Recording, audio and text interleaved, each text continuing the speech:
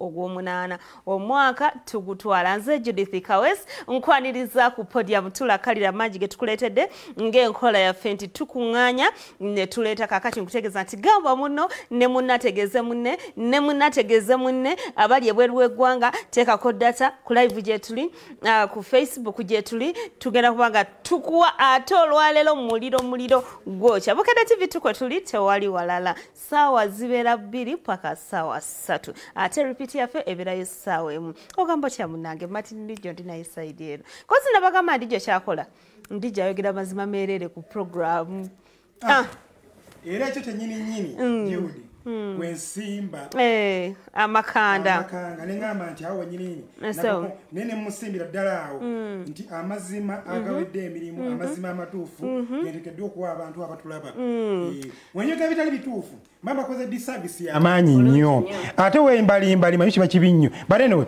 nja okwabuuzako wonna bonna abakedde ku makya nga gwagenze nogaa nti olunaku lwakkola ngenze kukola kubanga munne waliwo abali eyo nga tebasobodde genda kukola either nga mulwadde talina byakola obanga sazeewo okwewummuzaamu olunaku olwaleero olunaku lweggulo gaali matikira ga beene yasinze ku matikira ge ag'emirundi 3 oba ag'omundi ogwa3 n'ategeeza nti atandika butandisi beene yatugambye olunaku lweggulo nti myaka 3 ntandika butandisi era munne yatandikiddewo olunaku olwaleero kabineeti ayikyusizza olunaku olwaleero kabineeti akyusizza kabineeti ye waliwo minisita abamu abagivuddemu swi abapya ne bakola ki naye olwo nakubyakaama waliwo ono ngaaluddeko nnyo oyo bamwongedde nno ekisanja bamwongedde akyakolera ddala kubanga basiima ebintu byakola bali tebalwangako nnyo be bamanyi lwaki tebalwangako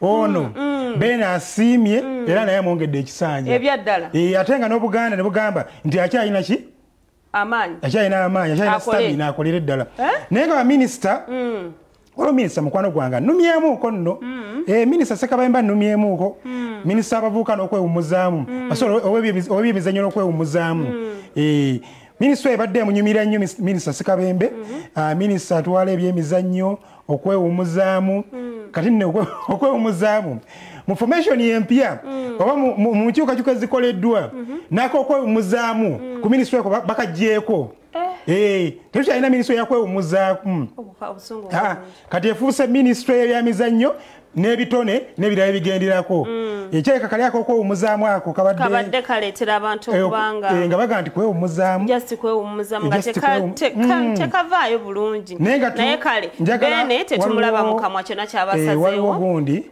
minisita omupya ow'ensonga z'amawulire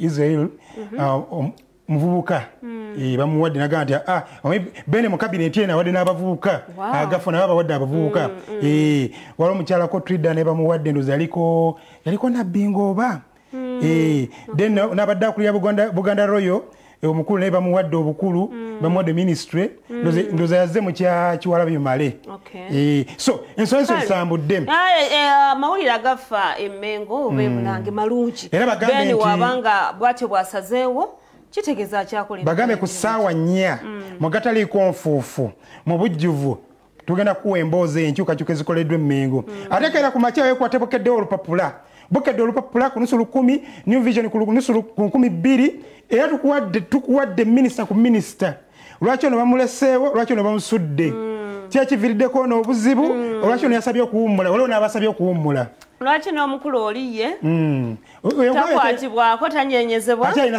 akyalina stamina kakati nze munveeko temutandika n'okunsindikira bimeseji byammwe nze sinabagambako oyo gwamanyi ffe tugambye omukulu abakulu bangi yes era olunaku olweggulo abaana bano aba Ghetto Kids bavuddeyo ne babeera nga basanyusa kabaka kakati n'omunnange tubanoonyezza ne tubagamba bannange si buli muntu nti afune ekkula eryo muwulira mutya manager Kavuma muli owulira tanagamba bannange nze saasooka kikkiriza bannange ne wobeera gwe kufuna bufunyi simu evudde emmengo naye balabika buli bye babasaba abalongoleke basaba omanyi ku palaso ku luli eri ku mazaalibwa beene yabuuza beene yatugambye yali ku ssimu ye nawulira omanyi atera okukola mugundi duyiro beene akola mu duyiro kati mu kukola dduyiro abali ku ssimu n'awulira akayimba kamukyamula akapalaso n'akomawo n'abuuza Jjunju omulangira nti ono yaani ayimba akayimba kano ak'omulembe akawa omuwe kati oshege Jjunju n'amugamba nti mumanye palaso nti mwetaaga kumukola gyansanyuseemu kati kirabika bano engeri gye bali bato kirabika engeri gye bali bato osanga bato bali abato Semakokiro si yekka waliwo n'abalala bato abaddeyo abambejja bato babaddeyo jjukira balina omukolo juze gwali e Bungereza ate Semakokiro akola bingi abaako nebirala byakola alina okusoma n'ebirala byonna byonna bigendera omwo naye nga nze mukulowooza okwange ndowooza abambejja bano engeri gye bali baana bato bayinza okuba nga abalongo be baasabye ne bagamba nti ku menu oba ku lukalala bagenda tusanyusaamu olunaku olwaleero tusaba ne bato bannaffe bajje batusanyuseemu naye ng'era sofa abaana bano omwaka guno tegubakoze bubi oli abanjudde bannaayo nga tebanaba kujja ku stage kuyimba MC yakoze profile yaabwe n'agigeza ati n'agamba abeene abaana bano bamusaayi muto bakava mu Amerika amini e Bungereza babadde mu mpaka eza Britain has got talent n'agamba abaana bano bali e Qatar mu World Cup abaana bano babadde mu Faransa bagenda paka ne babongako ne gundi ne Mampe ye Bampe omuzanyo w'omupiira Bampe bagamba Mampe ye mugundi Mampe ye muyimbi ono mugundi omuzambia kati oli Bampe era abaana bano bakyatambulira ddala ensi profile yagezze kakati nga gwe ali mu lubiri olina kulinda kulaba baana bano be baani ogenda okulaba Ghetto Kids ne bayingirawo bambi basanyuse nabo okuba nti nno bafunye esinza okunsanyusa nti gwe mulundi gwabwe ogusoose okulaba Kabaka maaso ku maaso bulijjo bamulaba mu bifaananyi na ku TV kyali kyamaanyi nnyo kya byafaayo era kakasa Judy n'abatulaba abaana bano tebagenda kwerabira lunaku olwo mu bulamu bwabwe tebagenda kwerabira lunaku olwo bagenda mu maaso g'abeene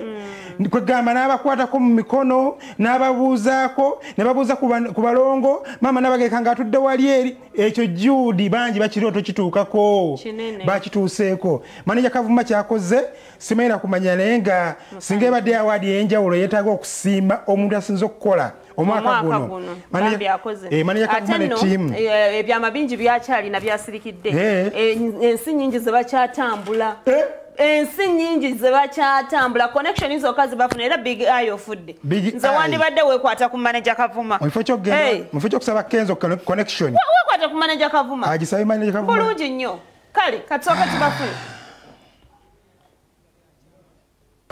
tubadde basanyufu nnyo Ssaabasajja Kabaka we yasimye tumaze performinga ne tumukyamula n'asiima n'atuyita ne tugenda we yabadde n'ayimuka ekitabangawo najja we tuli wetwali tufukamidde n'atubuuzaako so twasanyuse nnyo tuli basanyufu nnyo nti kyanjawulo nnyo eri obulamu bwa Ghetto Kids nange ng'omuntu kuba tekirabangako. Someone may ask, did you see this coming? Okubanga mugenda oba kino kikyabadde ekirooto kyammwe? We didn't see this coming kubanga wetwamaze performinga ne tufuluma tugende ne tugamba kirabika tetufunye mukisa kola ki Kabaka tubuuzaako then batuyita nga tunatera ofuluma ne batugamba Kabaka asiimye ajja bakwateko muki mu ngalo abayozayoza okuva mu BGT Britain's Got Talent era n'ayozayoza abaana n'abakulisaayo n'agambwe bali kuli presentinga Uganda n'Abwakabaka bwa Buganda. Mwawulidde mutya okubayita okubanga muneyo Kabaka okumukwatako mu ngalo? Essanyu lyabadde lingi nnyo lwatubuganye ffenna na twafukamidde wansi nga batukole ki batukole tutya so abaana babadde basanyufu naffe n'okutwaliza wamu n'abantu benna ababaddewo batusanyukiddeko nnyo bagambye banaye Kabaka asiimye ne batukubira mu ngalo so babadde basanyufu bonna. Omuntu ayinza okwebuuza kino mwakitegeddeko ani abakonekitinze ewa Kabaka? Bankubira essimu okuva e Mengo nengenda ne meetinga ow'ekitiibwa David Mpanga waliwo n'owekitiibwa omulala gwe nirabidde erinnya ne babeera nga bankwasaganya ne batugamba kabaka yasiimye era mugenda kuweebwa omukisa okumuperformingira nawulira essanyu era olunaku lwajjo wetabaddeawo nadde simanyi nti no tugenda tutuukirira kwabadde bayita abaana abayimbi abalala nge bajja bajenga balabika batubuuse twaleka tutaperforminze era twali tulanga bagamba mujje ku layini nimba musanyufu nnyo anji kabaka wamukutteko mu bugalo namukutte mu bugalo kyekimu ku birooto byo oba kyekimu ku birooto byange kuba nze nadde sikisuubira kuba gwe mulundi gwange ate gwadde gusoosola bakabaka wadde tomulabanga ku fisi desimulabangako ne mulaba ku bifaananyi wokka twako mubalaba nga muli ku Britain Got Talent empaka ne bigenda bubi what next okulabiramu tebyagenda bubi kubanga abantu abasinga tebatuukayo gye twatuuka ku finals ate twali kubamu omukaga abatuuka kamalirizo so tebyatambula bubi byatambula bulungi mukama weyagira nti tetawangula so naye tulina ebintu bingi byetuliko tulina ensi nyingi zetugenda otutambulamu twali olwava mu bigiti baitha netugendako USA so ebintu bingi byetugenda obubaleetera era byetugenda obubategeezera kuba right now tukipinganye ebintu nga byakyama mujja biraba mu maaso awo omuntu ayinza okwebuuza anyi mu ggwanga omuntu yagamba nti senga oyo muperformingira Uganda mbangikoze eki eba eweddeyo kyekyo kati tufunamu ebintu bingi nti tusobodde okuba nga tusobola okusasulira abaana school fees basoma bulungi nnyo balya buli kimu kitambula bulungi twongera okwebaza olw'omulimu ogwo ogw'amaanyi gwokola era nga nkugamba nti abaana abo obalaba singa onyamba n'obagulirayoko eboxi zino eza gift hibiscus ate ogenda kuba okoze ekyamakulu ennyo nnyini ddala bino musujja gunuma sinyina musaayi amaanyi biki maneja kavuma ebyo n'ogenda kuba nga obigemye kakati gwandaba naawe asuubira okuba nga weefunira ka gift hibiscus kavamba naffe aba Biva Organic bakola ebintu bingi nnyo ate ng'era bantu bakugu mu kujjanjaba abantu bakozesa butonde gwe osobola okubasanga wali ku opposite ku nkulungo ya Kabaka we wali ekizimbe kyabwe Biva Organic kirungi nnyo egenda okuba kiraba kizimbe kiwanvu kyasigibwa mu langi eya green ngera bwe kali nti ye logo yabwe gye bakozesa Biva Organic. Dr. Richard Sanjobe nkubuuzaako wamu ne ttiimu yo yonna kale kakati eggulo twabadde wano ne tubagamba nti ffe ku podium tetukuwa mawulire ddiya nga tetugakenenyeza Spice Diana ne tugamba nti yavuddeyo era ne tugamba president waateesiba bbiri anaagenda okuva e Japan gye yalaze Japan ludda wa China ali Japan agenda kubanga ye secretary ye president ye buli kimu kofeitizo kakati no waliwo abavuddeyo tubagamba Spice biki byagamba oba agenda agende ffe bwetuli naye nno baani nno bebaani omukulu vice president olemwa omanyi federation eno bagikola formation yayo ng'ena vice president abawerako mwe muli guni ani omuli Shiba mwe muli Palaso Juliana bamu oba vice president naye simulabangayo anti ngera omanya abambejja simulabangayo yaliyo gwasooka ekifaananyi kigera kyasookera ddala okutambula ekyalimu bonna okuva olwo taddangayo omanyi waliwo abasalawo otekinga okuba nti bali silent nga ye alaga Kenzo ne banne nti gyetuli mu federation tuli nammwe wadde ne bali bayogenda bagamba nti abo bamanyi ebyabwe okitegeera wamaga nti yogera ku kamera nga kugamba nti ndeka abo webali waliwo bagamba nti kyonna kyekiri oba sente zizze oba twali sente oba byonna byonna tuli ku federation omulamwa gwa federation twagutegeera tugumanyi gyetwagala wetusimbye waliwo bana bazze nga buli omu mpolampola nti owaayi kirabika bye naye nnoonye tebiriiyo kirabika obudde bwe nnina tebumala gabanyamu byombi nvuddeyo abo nabo weebali okitegeera kakati kyeki kyoyogeddeko nti Kenza naagenda okudda nga kiri kitya because mission yali yakunganya buli omu nyatuka ne ku extent egamba nti nedda mwe abatandise obu federation obwenjawulo ogeza Dr. T chajja ne bakikuba. Yali azze n'ekikye. Gundi ono waliwo n'abalala abajja emakaro sibani. Waliwo ne gundi ne sini yali sini wa association. Naye yali ateekawo embeera egamba nti nedda federation mwagiforminga bubi bityo ne byonna. Oyine bagamba nti nnyabo either twegatteko oba kole bisigadde.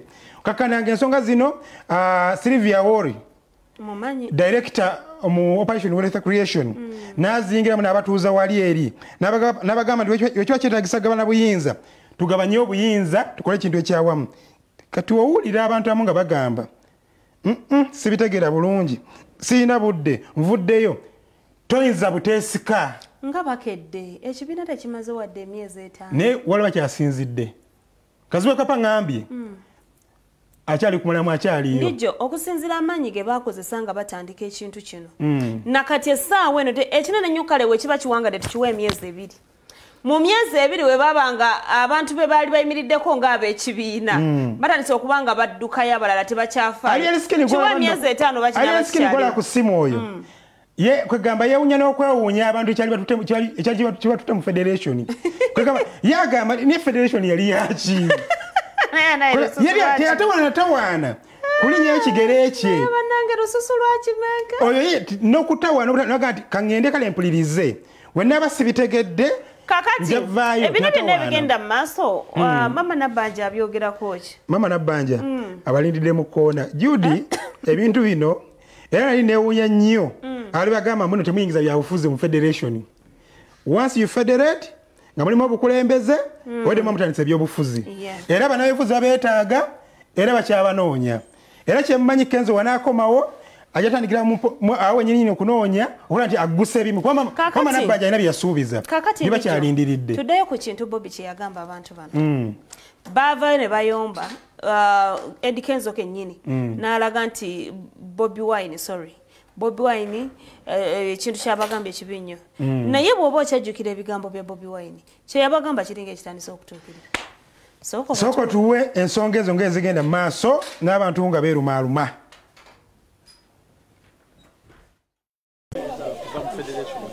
siriiyo for now ndudde gendayo so I count myself nti simanyi kigenda mu maaso yes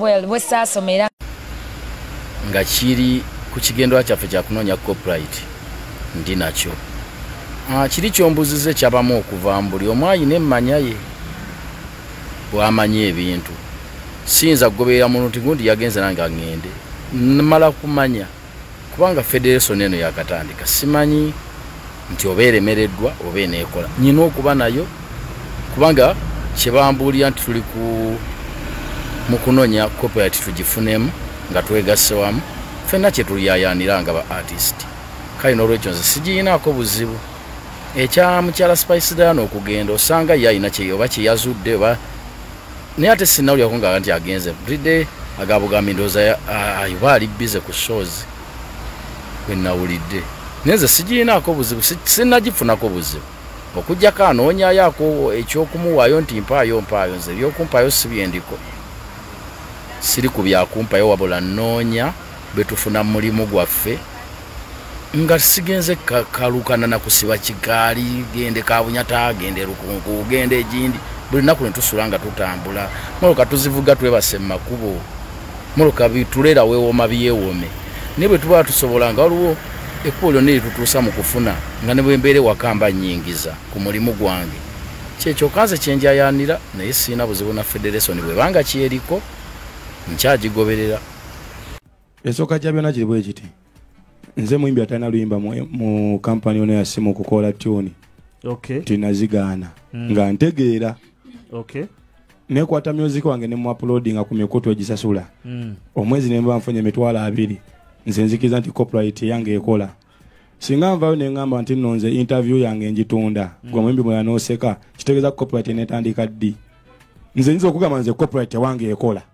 nga nze omuntu ekineetagisa kola tiimu boy kunwanirako negwe kitandikeko olira tekyetagisa ate kati spice kwegatta bantu nga kinaana gavumenti ebayo ne kasente eno ye program Kasalabe cha ngekutu Okay, nkulisayo mukumulako mikwano gange naye nga tukyagenda ddala mu maaso nyongera okutegeeza nti tubeera wano kuva Monday paka olunaku olwokuna. Kakati Naalongo Musana twabagamba nti mulina okutulaba ngeno munyumirwa ng'ate we mufuna ne solution ku ki ekikusumbuwa mu bulamu bw'ensi eno. Naalongo Musana nkubuuzaako munange ogamba otya abantu bantuukira obujulizi babumpa. Kakati Naalongo Musana mukugu okuvaawa okuva Tanzania akugamba mutuukirire ku nsonga zino wammanga. Omwana w'obuwala onoonya wootudde obuliddwa wootudde. Fena tukimanyi bulungi nnyo nti omwana w'obuwala okujjula okugumira ng'olinako wootudde.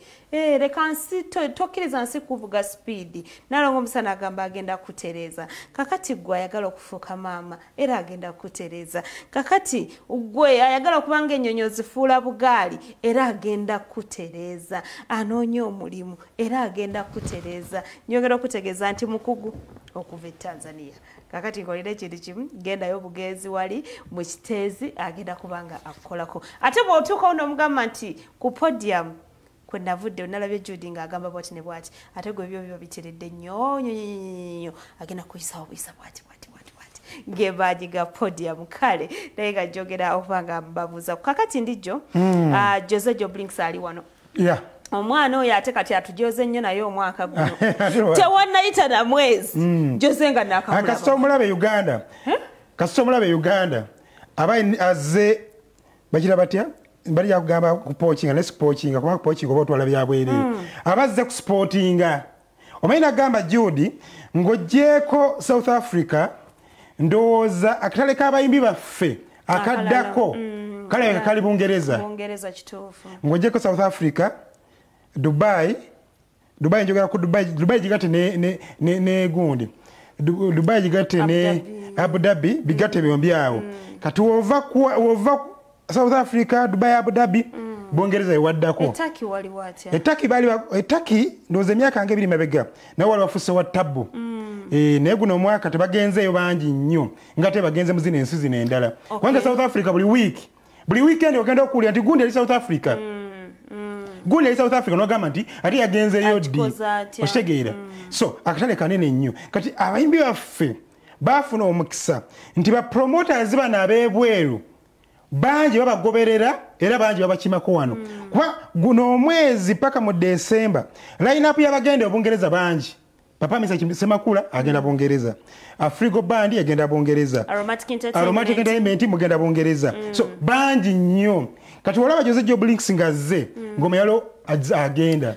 Era sawa zino wali amasimu g'abayimbi bafuna bambi nange ntwala bambi nange omwana tumumuleka ate temumuteeka nyo bamunonya bunoni ali ludda tulinawo manyi ali genuine ayogera ekintu nakituufu naye mbwe gundi yago tebakitegera bulungi yani yapalaso obutagenda kakati avuddeyo nanyonyola ku nsonga ezo kubanga ali miskini ono ali miskini era manyi kyagalemesa palaso okugenda Bungereza. Kakati ekyakinyonyoddeko nagamambu abantu abawagizi bavaayo ne bagamba mbono yakubye munne mboneri ne bekyanga ne balopera polisi yeri nga baloperani ne bagamba kati basalewo basalawo alien skin arejukire ebiseera ebyo yaliko nga yayikyayi ate nga n'abawagizi be babosi bo ate nga n'abawagizi oba tena kyekola ne akakasiza nti ogenda e Bungereza olaba ndije katulinde tulabe oba ngendo tomala Judy kubanga Jose ali mu Uganda anti kati katulinde tulabe ayino kukakasa ntoba abatwala anti kati olabe ebintu ebyo ekimale mpaka kiba kimu omwezi gutuuse wali taliiwo period kati bino byonna tubyogera olinga agamba waliwo ayinza okufuna obujja eyo n'akulemesa oba ne bakulemesa no si kyengambye naye omuntu yenna nti ogenda togenda katulinde tulabe ansi oba ojja kuba ogyefunire just time kiwa mukakadde kiwa mukakadde Jose kubanga Uncle Joe Blinks nayingidde dda otamba otya sebo ndi wano nenjoyinga mbadde manya abasama bakomawo mu December affe tuli basama tukolera wano bangedde nenkolera nnyo wano ne muganda wange ono Moshalimu we bali kukola alien skin Bungereza alien skin twamutwala yasalinze kana nali ne muganda wange ono nali ndi awo nafuna visa bya visa Moshi abikolako akubulye babyaye byangu bate byali byangu okufunira alien skin visa kyakutwalira bbanga ki? Siddene nnyo naye nga byalimu obuzibuzibu nga bwali omuyimbi atandika ate nga mwalimu obuvuyo bungi naye twakisobola okukimaliriza. Yali ennyonyi yeesooka mu bulamu bwe. Yali ennyonyi yeesooka naye abantu bamusanyukira nnyo, omusajja w'amaanyi. Joe Blinks kyewasasulira abantu bakifuna. Yali emu ku shows ezasinga okuba ennungi mu UK. Si yegamba nti yesinga naye eri emu ku zo ezisinga okuba nga zijja kwogerwako ebbanga lyonna ya. Bato ya alien skin ne Palaso yakulema otegeka. Waliwo embeera yajjawo nennemererwa. Maybe olulala. Yeah. Obuzibu bwava ku ki ekyaleeta obuzibu? Lwaki omukulu teyagenda? Tekyava ku ffe, kyava ku bantu abavaayo ne balipootinga nti Palaso yakuba muyimbi munne. Venu nesalawo, venu negamba nti either muleete bombi manya omu oba mugigalewo invent. So ntusalawo nti okay, katugende kya venu kyeyagala. Venu yasalawo si ffe. Abasinga bagamba nti Palaso yakulega akasente ne kakulemerera. Nogamba kankuleke Kampala.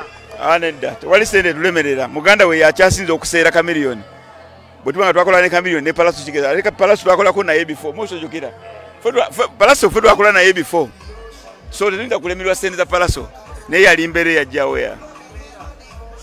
Yava ku alien skin mwennyini oba abawagizi beeri? Nedda, yava ku venue. Venue nesalawo nti bye tufunye biraga nti omuyimbi omu yakuba munne tetusobola mu hostinga. Naye nga ekibeerawo kwegamba mu kaseera ngaako bakola risk assessment. Ka risk assessment ya venue bakifinding out abantu bangi bakubira venue nga bagamba tebaagala Palaso ajje olw'ensonga nti bakiteeka mu politics n'ebirala kati nga kiri gye oba tuggalawo oba tuleetako omuyimbi omu naye nga bonna Palaso yalina visa, alien skin yalina visa. Palaso yali alina tiketi, alien skin nga alina tiketi nga bonna bali ready to go.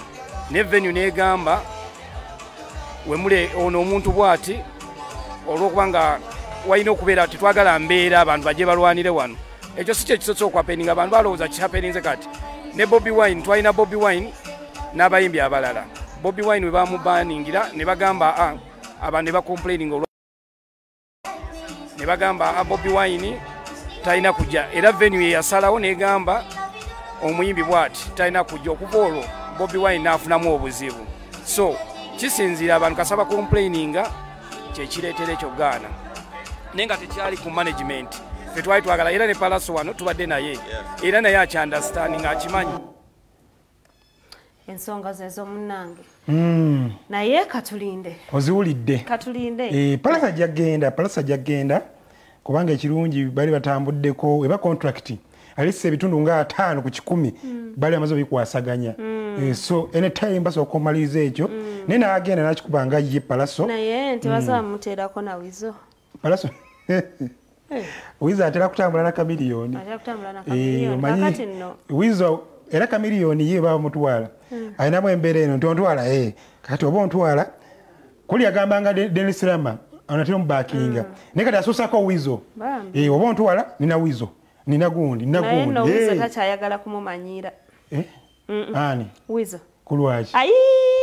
kyeyakoze abawagizi bafani yabadde ayina ebbala mwali ng'ayimba ng'abalanga ki nyabo eno gye yasabidde ennyimba kumbi kuzimalayo bumazi nti Mpolo teeka moro bano bafani babeere eno vaayo nyabo si yoli Wizo gwe tubadde tumanyi ddiya naye nga kyenyo sampolinga obusampolinze ennyimba takyayagala kamanyiro yakoya akamanyiro k'abawagizi bino bye bagamba mbu tasobola kuyimba olw'okuba oli yagenda kati yakomyewo agenda kulaga nti asobola yabavumyevumye n'abateeka wali nabagundi akomawo Jose Kamiliyoni omanyi Kamili wabeera mu ggwanga olinga agamba atutaasa ku muganda no kyeŋŋamba Kamili wabeera mu ggwanga Wizo abeera musanyufu abeera mu life eri yanjawulo nnyo emmotoka zikyusa bukyusa kolwo avuga ku Land Cruiser n'agizaayo n'agenda n'avuga ku Range Rover n'agizaayo n'avuga ku gundi waliwo Benz yatera okuvugamu awo naye kati ennaku zino Palaso tamuyisizza mu bulungi ono akwataganya nnyo na Kamiliyoni omanyi Palaso oyo naye akyapambana bintu bye kati Palaso yeewa nnyo obudde okulaba nti naakola ebintu bye ng'omuntu kakati natera kubisinkana bino bya family basinkanyimuko banyumiza naye baya business yemalirira nnyo ne kamiliyoni kati ye atera okujjukira wizo ndontwala wanti wizo alina okubeerako kamiliyoni agenza okulwala ng'amutambuza Kongo Juba bagenze ng'amutambuza wonna wonna yamutwala ne Juba kamiliyoni yamutwala kati asuke uko agenda mutwala ne mu America baidha yalina omutwala mu America nesimanyi lwaki yamuleka waliwo yamutwala ku luli eri lwakwati kuno yagenda mulwadde so era yagenze ku byabulwadde teyagenda byakuyimba sigala yagenze ku byakuyimba era yandimuzizaayo kati ufune wiza obadda no nga baganze nno ndi muganda wa Palaso eno Mayanja family temutumanyira tiwa wizo tuli banne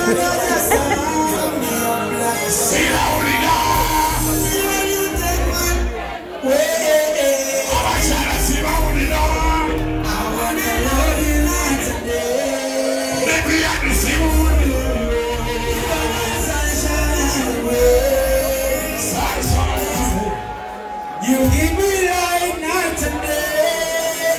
To the music, you're the God you have never seen in the eyes. You're meant for me to see in the perfect size. Come with me, it's your the love size. Bongere wa malinda ko rusema. Linda pull up. It's okay. I am calling Mayanja. Jakaramba, wali wonse mbula agame muchimana ngatekolera bulero kumanyaka tekayo amanyaka respect yourself nigga teka kambaka kamelioni wange kuba tulina bangi nnyo tulina bangi ne Palaso tesina muyimba nije tekayo nzayise kusala. Thank you. Thank you. Webale. Me anzizanyo. Kusaba musabe. Yeyo disrespect chemukola. Nsaba. Kubira mu bread and butter. Omaloko baba Nigeria bo. Omaloko be. Likapo. Pulo. Flora mbala Bobi Wine. Tamutumanyira nawe. Rega so much for Bobi Wine. Otema magazine. Kwa Peter Wizo Manizo muganda wa Palaso. Muganda wa radio. Muganda wa mwauna. From the bus owner. Bambi. From the bus driver. You nolo lyabadde yekka tatera kubayika ebyo nze nange yabadde yekka tukubuuzizzaako nnyo anko Wizo Manizo Douglas kale Mayanja kale tubuuzaako ne mami Prosi Mayanja tubuuzaako ne Daddy Mayanja kale ate manyi family yonna agambye ye muganda wani wa Kamiliyoni muganda wani eyayimba nani n'omugenzi era mukwano gwani gwabayimbi kale kakati tugende mu America kansooke mbuuze ku bantu abali South Africa ate era mubeera bwentyo nsooke mbuuze ku Haji ne Hajati awasana wa tours and travel nako regular Haji yankubidde kasimu naye yeebaza emirimu gye tukola n'agamba nti asiimira ddala banange Haji naffe tusiima yongera ddala otuwa ekisanja era abantu twongera okubakoola nti Sanua Tours and Travel be bantu bokka abolina okwesiga okutambuza ebyamaguzi byo nga kyonna tebaboola bagenda kubanga bakitambuza okuva wano e Uganda okutuuka e South Africa okuva e South Africa okutuuka wano e Uganda ate mu buvunaanyizibwa obw'ekitalo Hajati ogamba otya bunange nyongera okubuuzaako mu ngeri ey'enjawulo basinzira South Africa naye na wano e Uganda balinawo branches tugendeko wa tugeze mu America straight tugirinye tugeze mu America eno wabaddeyo mukolo ogw'amaanyi wabaddeyo embaga mwana mulenzi omuyita Mike Mutebi yabadde agattibwa ne kabiitewe Alice ekyabadde ku mbaga eri ekisookedda nja okwebaza baganda baffe abakulu baffe n'abalabona abawangalira mu Amerika n'ebitundu ebirala nti basobodde okukuuma obuwangwa buli bava kuno n'eri bakuuma obuwangwa kuba nalabiyeyo abamu ku bantu basanyusizza abantu babadde bano bakalico dancers nti amazina gaffe gano amaganda n'ebirabyo byonna tebageerabira nti embaga yebakaŋŋambe nti nno ya muntu tribe gundi bageza nnyo okulaba nti nno basoosowaza embeera eyo ono mutebi muganda so amazina amaganda gabadde nnyo maama Ruth Nakyobe yabaddeyo nnyo yagenze ku mukolo ogwo Honorable Nakyobe yagenze ku mukolo ogwo alina oluganda ku taata w'omugole so kyabadde kijjo bikinyininyini balaza amasappe amazina gasusse nenga bonna Beka Mulimira nkwebaza nnyo omi Beka Mulimira twamu bwambasada saidi zeeyo okulaba nti byonna bigenda mu maaso mu Amerika eyo abitutuusaako era tubimanya so Beka Mulimira tukwebaza nnyo okulaba nti tutuusaako ekimu kyonna kibagenda mu maaso mu Amerika Flavia Namulindwa Kaliba n'abalala bonna era bangi nnyo Mami Ani mikwano gyaffe gyonna bali eyo tuwe kyabadde mu Amerika wasooke bakiraba omukolo ogwo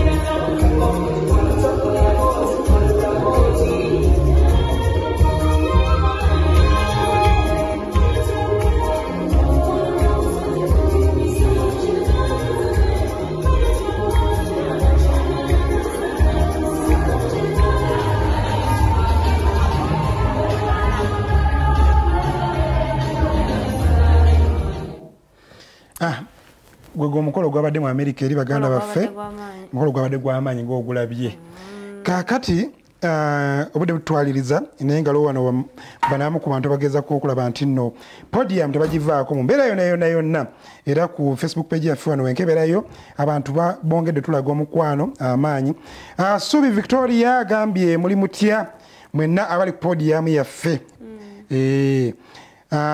banamu badde bateesa ku nkyukakyuka kabaka ze yakoze oba zakoze mu baminisita Mengo ndabako kuno kuliko Emma Semanda agambye kwendi inginia Emma Ebuwambo Ebuwambo jasinzidde tulaba Anisima Farida agambye naye kwali nnyo ndabako wano omulungi Karo naye kwali so n'abala bangi nnyo olw'obudde tujja okwongera maaso tubakonakonako mpolampola ndabako kuno kuliko Nahaya Yahaya ali Dubai yasinzidde Musuwa Halid agambye ali Bugiri mwana Musoga big up Honorable Asumani kirabika ndowooza embaka bamukiikira mu parliament side zeeyo n'abala bangi nnyo ddala kale kakati bannabwiso balina firimu gye batongoza tugenda kubanga tugibalekera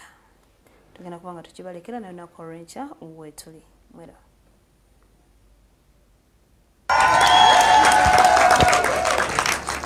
We have our team from UCC